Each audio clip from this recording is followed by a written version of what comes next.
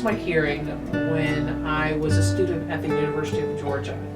I was 23 years old. I got very sick, and in 91, towards the end of the year, and I contracted what's called spinal meningitis. It was bacterial spinal meningitis, and as a result of that infection, I lost my hearing. When I lost my hearing, I didn't have any way to communicate, so I wasn't speaking, I didn't know sign language, I didn't know how to lip read, so all of that I had to learn how to do in order to be able to communicate again. So I had to go through speech therapy, I had to learn how to lip read, and I had to learn sign language. And so the state of Georgia Vocational Rehabilitation sent me to Gallaudet University, which is in Washington, D.C., and it's a university for the deaf. Hearing students can go there as well, but it's a liberal arts university like the University of Missouri. And I went there in the summer, so I took a sabbatical from school, learned American Sign Language in their summer intensive program. So after I graduated from the University of Georgia, I applied for a job in Missouri as the executive director of a nonprofit agency to provide services to deaf individuals. I was the only employee at the time there, because it was just getting started. The agency had a name and a board of directors, and it was that board of directors that hired me. And so when I met with my board of directors, we talked about a name of the agency and the name change of the agency. We were taking over a camp that the state of Missouri had been providing.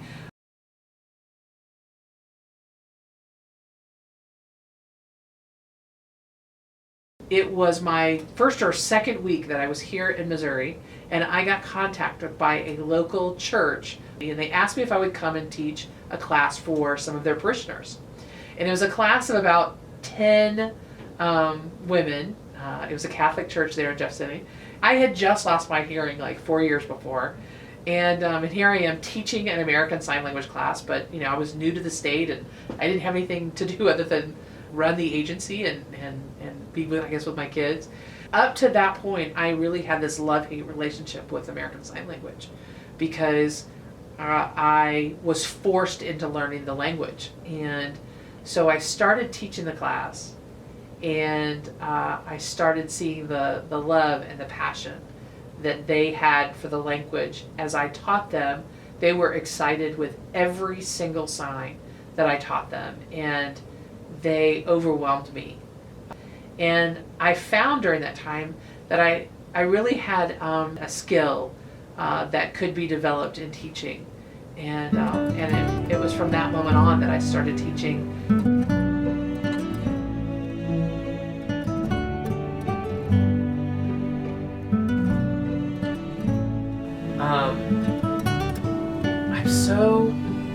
I'm so unbelievably, it's overwhelming to me, and even just talking to you all about it, I'm so overwhelmingly